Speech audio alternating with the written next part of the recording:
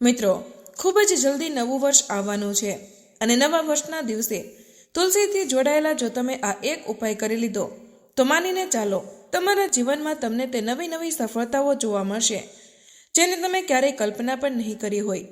મિત્રો, એક નાની એવી અને ખાસ વસ્તુ જો તમે તુલસીમાં બાંધી દેશો તો મારો વિશ્વાસ કરો, જો તમારા આ નવા વર્ષ પછી તમારું જીવન બદલાઈ ન જાય તો મને કહેજો। મિત્રો, અમારો સંકલ્પ છે જન સેવા જન કલ્યાણ, એટલે કે દરેક નાગરિકને આ જાણકારી દરેક ભક્ત સુધી પહોંચાડવી। ભક્તો, આ એક એવો ઉપાય છે જે કરણી મંત્રથી સિદ્ધ થઈ જાય છે। જો તમે નવા વર્ષ પર આ ઉપાય સાચા મનથી, સાચા હૃદયથી અને ભગવાનની પૂરી શ્રદ્ધા અને પૂજા અનુસાર જો તમે આ કામ કરશો તો તમને તમારા જીવનમાં તે ચમત્કાર દેખાવાનો શરૂ થઈ જશે જેની તમે અત્યાર સુધી કલ્પના પણ નહીં કરી હોય। ભક્તો, અને નવા વર્ષ પર જો તમે આ એક નાની અને ખાસ વસ્તુ તમારા ઘરે લઈ આવો છો તો માનીને ચાલો સ્વયં માતા લક્ષ્મી ચાલીને તમારા ઘરમાં આવશે અને તમને ધનવાન બનાવી દેશે। બસ મિત્રો, આ વિડીયોને પૂરો જોઈ લેજો, કારણ કે અડધું અધૂરું જ્ઞાન હંમેશા ખતરનાક હોય છે અને જે પણ વિડીયોને વચ્ચે છોડીને જાય છે, કટ કરીને જુએ છે, તેને ક્યારેય ફળ મળતું નથી। એટલે ચેનલનો આપને વિશેષ અનુરોધ છે કે વિડીયોને પૂરો જ જુઓ, અડધો અધૂરો ન જુઓ। મિત્રો, માતા લક્ષ્મી હંમેશા તે જ ઘરમાં જાય છે જે ઘરમાં તુલસી માતાથી જોડાયેલા આ એક ઉપાય જરૂર કરવામાં આવે છે। મિત્રો, નવા વર્ષ પર અમે પણ આ ઉપાય જરૂર કરીએ છીએ અને તમે પણ આ ઉપાય તમારા જીવનને ચમકાવવા માટે જરૂર કરો, જેથી કરીને તમારા જીવનમાં તમને લાભ જ લાભ થાય। માતા લક્ષ્મી અને ભગવાન વિષ્ણુની અસીમ કૃપા તમારા પર અને તમારા પૂરા પરિવાર પર હંમેશા બની રહે।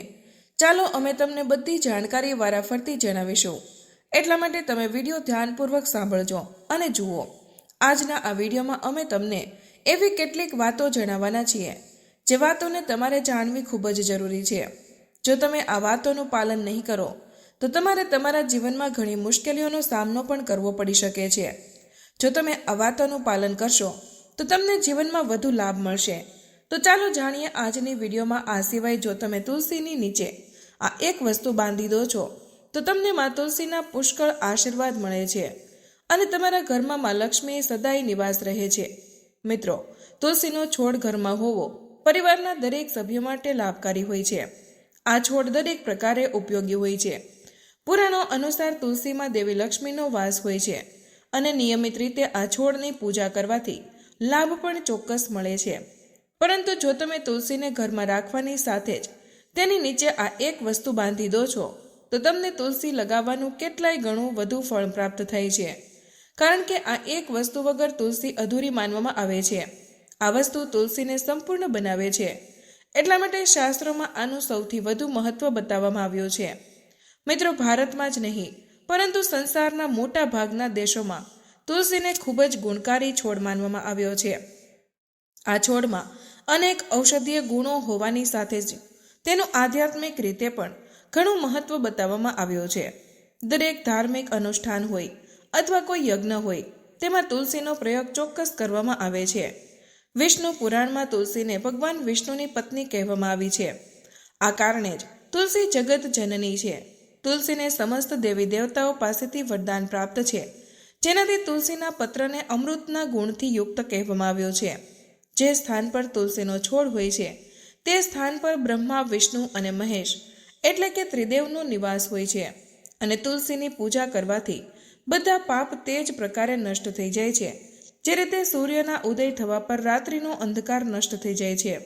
શાસ્ત્રો અનુસાર જે ઘરોમાં તુલસીનો છોડ સદાય લીલોછમ રહે છે તે ઘરમાં સુખ, શાંતિ અને સમૃદ્ધિ બની રહે છે। ભગવાન વિષ્ણુની પૂજામાં અને તેમને ચડાવવામાં આવતા ભોગમાં તુલસીના પત્ર આવશ્યક હોવા જોઈએ, કારણ કે તુલસી પત્ર વગર ભગવાન વિષ્ણુ કોઈ પણ પ્રકારનો ભોગ સ્વીકારતા નથી। એટલા માટે દરેક ઘરમાં તુલસીનો છોડ અવશ્ય હોવો જોઈએ।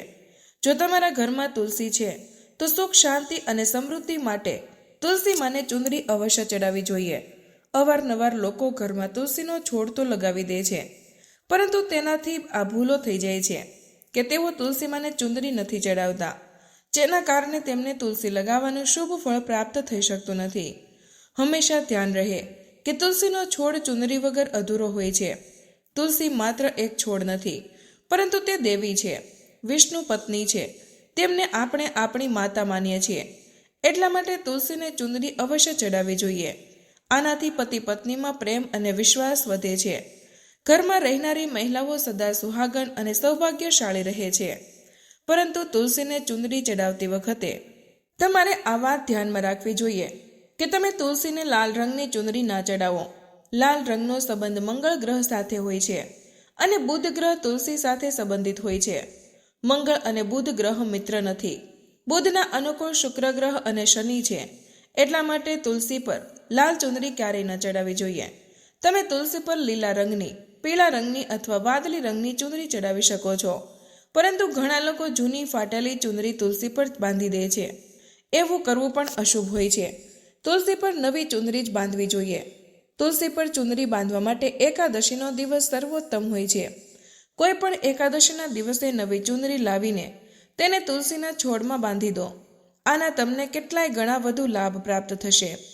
તુલસીને વગર ચુંદડીએ ક્યારેય ન રાખશો. જો ચુંદડી જૂની થઈ જાય તો ચુંદડીને એકાદશીના દિવસે જ બદલવી જોઈએ.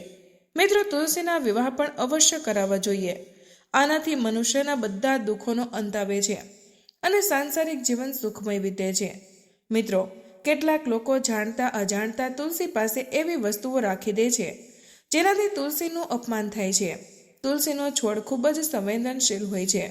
તેની સારી રીતે દેખભાળ કરવી પડે છે, ત્યારે જ તેના શુભ ફળ પ્રાપ્ત થાય છે. એટલા માટે તુલસીના છોડ પાસે તમારે તમારા મુખમાંથી અપશબ્દ ન બોલવા જોઈએ. તુલસી પાસે ભૂલથી પણ જૂતા, ચપ્પલ અથવા તો સાવરણી, પોતા ન રાખવા જોઈએ. તેને અપમાન માનવામાં આવે છે. જ્યાં તુલસીનો છોડ હોય તે સ્થાનની આસપાસ થૂંકવાથી ઘોર અનર્થ થાય છે.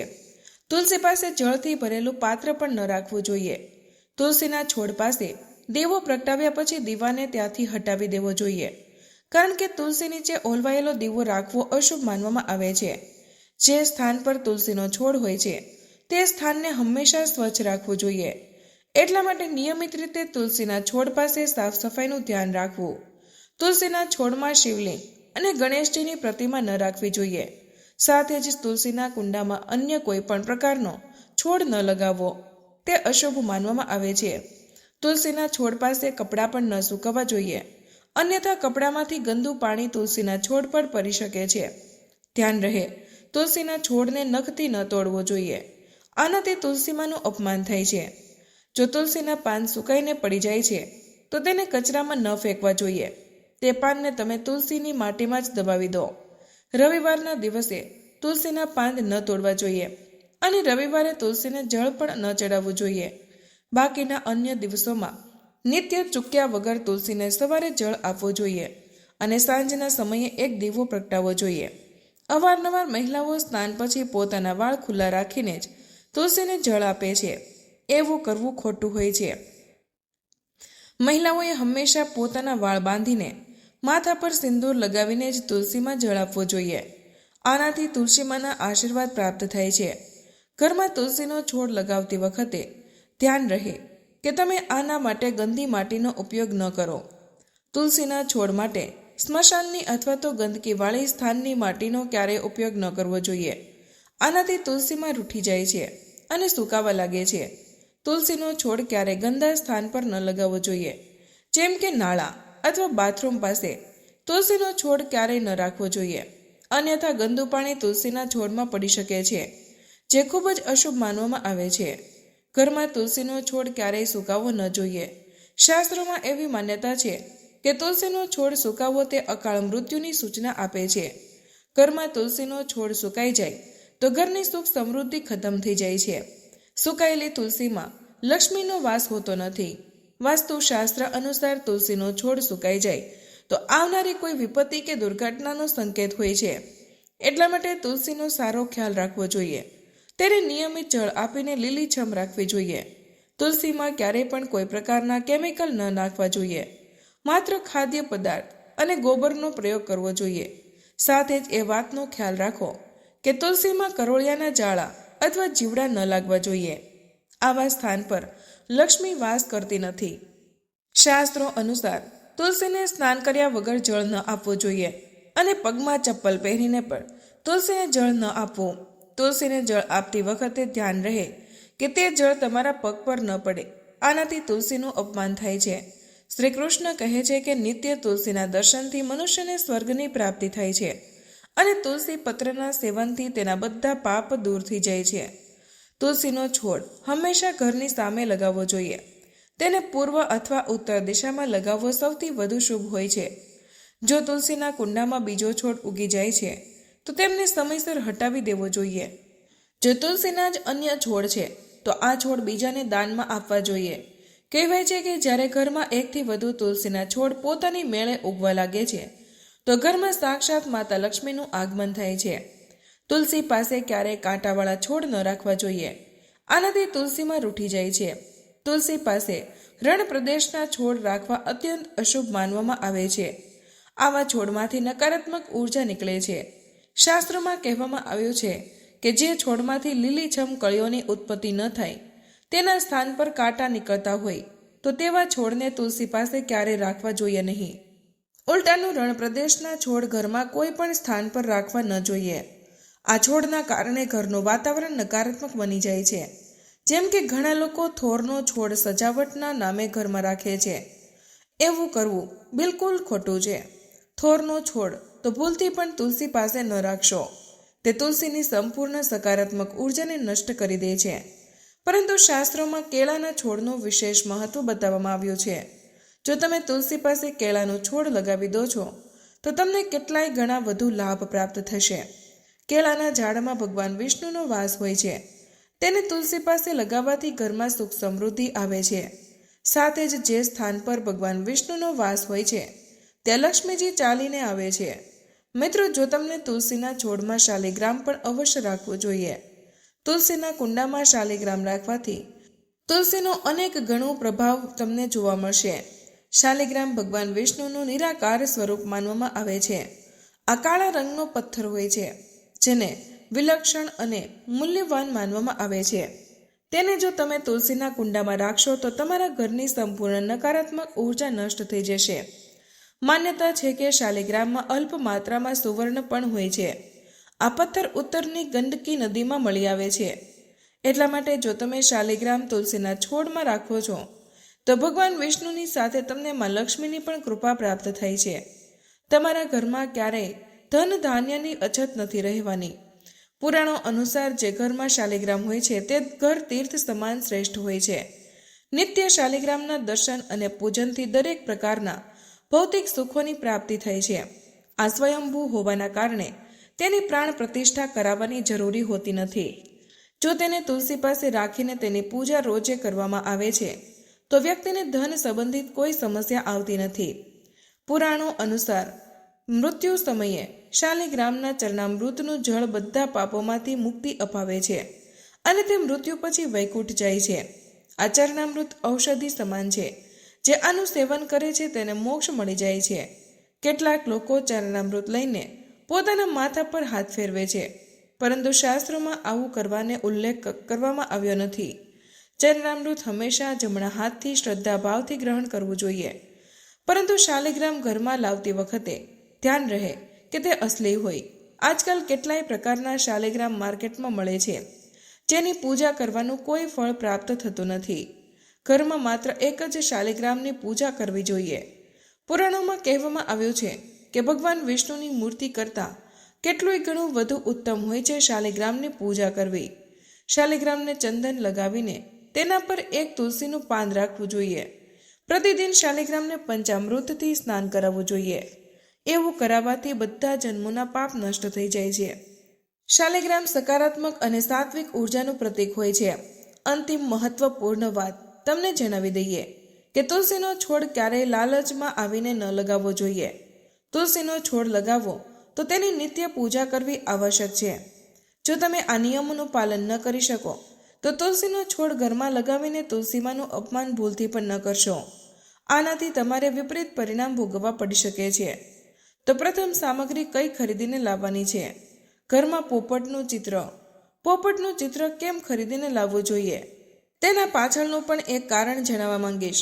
તેમાં વાસ હોય છે એવું માનવામાં આવે છે કે તમારા ઘરમાં જો નાના બાળકો છે અથવા જો તમે UPSCની તૈયારી કરો છો કોઈ સારી જોબ માટે તૈયારી કરો છો અને તમારું ભણવામાં મન નથી લાગતું, અથવા તમને ઊંઘ આવવા લાગે છે, અથવા વચ્ચે વચ્ચે કોઈ પરેશાની આવી જાય છે, અથવા તમારા ઘરમાં જે નાના નાના બાળકો છે જેનું ભણવામાં મન નથી લાગતું, તો પોપટનું ચિત્ર લાવો અને ઘરની ઉત્તર દિશામાં તમે પોપટની તસવીર બિલકુલ ત્યાં જ લગાવી દો. એવું માનવામાં આવે છે કે ઉત્તર દિશામાં જો તમે નવા વર્ષના દિવસે પોપટની તસવીર ઘરમાં લગાવી દો છો, તો તમારા ઘરમાં જે ભણવાવાળા બાળકો છે તેમનું ભણવામાં મન લાગવા લાગે છે, ઘરમાં પરસ્પર પ્રેમ વધવા લાગે છે, બધા લોકોનું જે આયુષ્ય હોય છે તે લાંબુ થઈ જાય છે, સૌભાગ્યની પ્રાપ્તિ થાય છે અને પોપટને દરિદ્રતાનો નાશ કરનાર કહેવામાં આવે છે. તમારા ઘરમાં બીમારી છે, દરિદ્રતા છે, એટલે કે તમારા ઘરમાં જે ગરીબી છે તેને આ નાશ કરવાવાળો કહેવામાં આવ્યો છે. વાસ્તુશાસ્ત્રમાં પોપટને ખૂબ જ ઉત્તમ પક્ષી કહેવામાં આવ્યું છે. જે સ્થાન પર પોપટનું ચિત્ર રાખવામાં આવે છે તે સ્થાન પર ક્યારેય પણ દરિદ્રતાનો વાસ હોતો નથી. પોપટની તસવીર જરૂર લાવો. અને આગળ વધતા પહેલાં જો તમે અમારી ચેનલને સબસ્ક્રાઇબ નથી કરી તો ચેનલને સબસ્ક્રાઇબ કરીને બેલ આઇકોન જરૂર દબાવજો. મિત્રો, આપને એક વાત બીજી કહેવા માંગીશ કે તમે તમારી રાશિને અમારા કમેન્ટ બોક્સમાં જરૂર શેર કરો અમારી સાથે, કારણ કે અમે તમારી રાશિથી જોડાયેલા કેટલાક એવા ઉપાયો પણ જણાવીએ છીએ જેનાથી તમને ધનની પ્રાપ્તિ થાય અને વિશેષ રીતે તમારા પર કૃપા થાય, અથવા તમે એ સમજી શકો કે અમે તમને કેટલાક એવા ઉપાયો પણ જણાવીએ છીએ તેમજ તાંત્રિક ઉપાયો પણ જણાવીએ છીએ જેનાથી તમને લાભની પ્રાપ્તિ થાય. અને તમને કોઈ પણ સમસ્યા હોય તો પણ તમે અમારા કમેન્ટ બોક્સમાં અમને જણાવી શકો છો, કારણ કે અમે દરેક કમેન્ટ પર વિશેષ રૂપે ધ્યાન આપીએ છીએ અને તમારા બધા સવાલોના જવાબ પણ આપીએ છીએ. સાચા હૃદયથી કમેન્ટ બોક્સમાં લખવાનું ન ભૂલતા. હર હર મહાદેવ, ઓમ નમઃ શિવાય. તેના પછી છે શંખ. ધ્યાનથી સાંભળજો. હિન્દુ ધર્મમાં શંખને ખૂબ જ પવિત્ર માનવામાં આવે છે. હવે આવું કેમ માનવામાં આવે છે? કારણ કે સમુદ્ર મંથન દરમિયાન શંખની ઉત્પત્તિ થઈ હતી અને 14 રત્નોમાંથી શંખની પણ ગણના થઈ હતી. શંખ ભગવાન વિષ્ણુએ સ્વયં ધારણ કરેલો છે અને એવું માનવામાં આવે છે કે જે શંખ છે તેમાં માતા લક્ષ્મીનો વાસ હોય છે. જે ઘરમાં શંખનાદ થાય છે, જે ઘરમાં શંખ વગાડવામાં આવે છે, તે ઘરનું વાતાવરણ પવિત્ર થઈ જાય છે. ત્યાં રહેનારી જેટલી પણ નકારાત્મક ઉર્જા હોય તે બધાનો નાશ થઈ જાય છે. શંખ નકારાત્મક શક્તિને ઉલટી સકારાત્મકતામાં બદલી દે છે. આમાં તમારો ફાયદો જ ફાયદો છે. નવા વર્ષ પર જો તમે શંખ તમારા ઘરમાં લાવો છો તો ભગવાન વિષ્ણુની સાથે સાથે માતા લક્ષ્મી પણ દોડી દોડીને આવશે. અને ખાસ કરીને નવા વર્ષના પહેલા જ દિવસે શંખ અવશ્ય વગાડો. આનાથી તમારું નવું વર્ષ જિંદગીભર ક્યારેય ખરાબ નહીં થાય. તો વર્ષ 2026માં પ્રથમ દિવસે 1 જાન્યુઆરીના દિવસે તમારે શંખ જરૂર ઘરમાં ખરીદીને લાવવો જોઈએ. હું તો બધા દર્શકોને કહેવા માંગીશ કે ઘરમાં શંખ ખરીદીને અવશ્ય લાવવો, કારણ કે ઘરમાં જો તમે શંખ રાખો છો તો તમારા ઘરમાં સૌપ્રથમ આ બીમારીથી બચાવીને રાખશે. જો નાના બાળકોમાં ચીડચીડિયાપણું આવી ગયું છે તો તેનાથી બચવાનું કામ કરે છે. બાળકો પાસે શંખ વગાડવાથી બાળકોને લાગેલી ખરાબ નજર દૂર ભાગી જાય છે. નવા વર્ષ પર ઘરમાં શંખ વગાડવો એટલે સ્વયં તમે સમસ્ત દેવી દેવતાઓને તમારા ઘરમાં આમંત્રિત કર્યા છે અને તેઓ હવે તમારો ઉદ્ધાર કરશે અને તેઓ તમને આશીર્વાદ આપશે, જેથી તમારું નવું વર્ષ હંમેશા ખુશનુમા પસાર થાય. ત્રીજો આનો જબરદસ્ત ફાયદો છે કે તમારા ઘરમાં તંત્ર મંત્ર, જાદુ ટોણા લાગવા દેતું નથી. ચોથો ફાયદો એ છે કે તમારા ઘરમાં લક્ષ્મીને સ્થિર રાખવાનું કામ કરે છે. એટલે કે તમારા ઘરમાં જે કે તમે 100 રૂપિયા કમાઈ રહ્યા છો અને તમારા અચાનક જ 150 રૂપિયા વારંવાર વપરાઈ જાય છે, તો આ પ્રકારના ખર્ચને પણ આ રોકવાનું કામ કરે છે. વધારાના ખર્ચને રોકવાનું કામ કરે છે. આની સાથે જ આનો પાંચમો જે ફાયદો છે તે જબરદસ્ત છે. તમારા ઘરમાં સુખ, શાંતિ, વૈભવનો વાસ હંમેશા બનેલો રહે છે. આખા વર્ષ દરમિયાન બનેલો રહે છે. તો તમે તમારા ઘરમાં શંખ ખરીદીને જરૂર લાવો. આ તમને ખૂબ જ વધારે બેનિફિટ પહોંચાડશે. તેના પછી છે ગણેશજીની મૂર્તિ. નવા વર્ષ પર ઘરમાં સુખ સમૃદ્ધિ બનાવી રાખવા માટે ગણેશજીની પ્રતિમા ખરીદીને જરૂર લાવવી જોઈએ, ઘરમાં સ્થાપિત કરવી જોઈએ. કારણ કે ભગવાન ગણેશજીને સૌથી પ્રથમ એ જણાવવામાં માંગીશ કે તેઓ આપણા માટે આપણા આરાધ્ય છે. એવું માનવામાં આવે છે કે ઘરમાં નવા વર્ષના દિવસે ગણેશજીની મૂર્તિ ખરીદીને લાવવામાં આવે છે તો તે ઘરમાં સુખ સમૃદ્ધિનો વાસ હંમેશા બનેલો રહે છે. ભગવાન ગણેશ ખૂબ જ પ્રસન્ન થાય છે અને તેઓ તમારી જોડી હંમેશા ખુશીઓથી ભરી દે છે. જે વ્યક્તિ સૌથી પહેલાં ભગવાન ગણેશનું સ્મરણ કર્યા પછી જ પૂજા પાઠ કરે છે તો તે ક્યારેય દુઃખી રહેતો નથી. તેની જોડી ચારેય દિશાઓથી ભરેલી રહે છે. એવું તમારું નવું વર્ષ શુભ અને મંગલમય પસાર થશે. મિત્રો, હું પણ ખાસ કરીને નવા વર્ષના અવસર પર ભગવાન ગણેશને અવશ્ય મારા ઘરમાં લઈ આવું છું અને તમે પણ નવા વર્ષ પણ જરૂર લઈને આવો, કારણ કે ભગવાન ગણેશને વિઘ્નહર્તા કહેવામાં આવે છે, જે બધા કષ્ટોને હરી લે છે. દુઃખી વ્યક્તિનો સહારો છે શ્રી ગણેશ, હસાવનારા છે શ્રી ગણેશ. તમે તેમની આંગળી એકવાર પકડીને જુઓ, તમે હંમેશા દરેક જગ્યાએ જીતી જશો, કારણ કે ભગવાન ગણેશજીને સૌપ્રથમ પૂજનીય, સૌપ્રથમ પૂજા કરવાનો અધિકાર પ્રાપ્ત છે. આપણા માટે પૂજનીય દેવતા છે. ગણેશજીને ભગવાનનું મંગળકારી સ્વરૂપ કહેવામાં આવ્યું છે. ગણેશજીના જે સ્વરૂપ મંગળકારી કહેવાયા છે તે હંમેશા મંગળ જ પ્રદાન કરે છે. તમે ઈચ્છો છો કે તમારા જીવનમાં મંગળ બનેલું રહે, તમારા જીવનમાં ધનનો અભાવ દૂર થાય, તો ભગવાન ગણેશજીની તસવીર અથવા તેમની મૂર્તિ ઘરમાં નવા વર્ષના દિવસે ખરીદીને જરૂર લાવો. પરંતુ યાદ રહે, ભગવાન ગણેશજીની મૂર્તિ અથવા તસવીર બેઠેલી અવસ્થામાં જ હોવી જોઈએ. તુલસીનો છોડ હિન્દુ ધર્મમાં તુલસીના છોડને પવિત્ર માનવામાં આવે છે અને માન્યતા છે કે નિયમિત રીતે તુલસીના છોડની પૂજા આરતી કરવાથી ભગવાન વિષ્ણુ અને માતા લક્ષ્મીની કૃપા હંમેશા બનેલી રહે છે. નવા વર્ષ પર તુલસીનો છોડ ઘરમાં અવશ્ય લાવો. આનાથી ઘરમાં શુભ અને મંગળનું આગમન બનેલું રહે છે. જુઓ, માતા લક્ષ્મીને ધનની દેવી માનવામાં આવે છે. મિત્રો, વિડીયોમાં આગળ વધતા પહેલા એકવાર કમેન્ટ બોક્સમાં લખી દો પાર્વતી પતે હર હર મહાદેવ. આજે અમે તમને એક એવો ઉપાય જણાવવા જઈ રહ્યા છીએ, તેજ પત્તાનો, જે તમારી બધી મનોકામનાઓ પૂર્ણ કરશે. મતલબ કે જો તમે પૈસા ઈચ્છો છો તો પૈસા મળશે, સુખ શાંતિ ઈચ્છો છો તો સુખ શાંતિ આપશે, સાથે ને સાથે તમારા ઘરની નકારાત્મક શક્તિઓ દૂર કરશે. તમે ઈચ્છો છો કે પૈસા આવશે તો પૈસા નિશ્ચિત રૂપે આવશે. તમે ઈચ્છો છો કે તમારી બધી મનોકામના પૂર્ણ થાય, એટલે કે જે પણ તમારી મનોકામના છે, કોઈની નોકરીની મનોકામના હોય છે, જેમ કે સરકારી નોકરી તમે ઈચ્છો છો કે નોકરી મળી જાય, અથવા કોઈ પણ મનોકામના હોય, જે તમારો વેપાર નથી ચાલી રહ્યો, તમારી વેપાર ચાલવા લાગશે. તો મિત્રો, એવું છે આ તેજપત્તું. તેજપત્તું તો દરેકના રસોડામાં હોય જ છે. તેજપત્તામાં માતા લક્ષ્મીનો વાસ હોય છે, એટલે કે તેજપત્તાનો જે સંબંધ હોય છે તે માતા લક્ષ્મી સાથે હોય છે. અને તે કેમ હોય છે? લક્ષ્મીજી સાથે. કારણ કે તેજપત્તાની જે ગંધ હોય છે તે માતા લક્ષ્મીને આકર્ષિત કરે છે, પૈસાને આકર્ષિત કરે છે.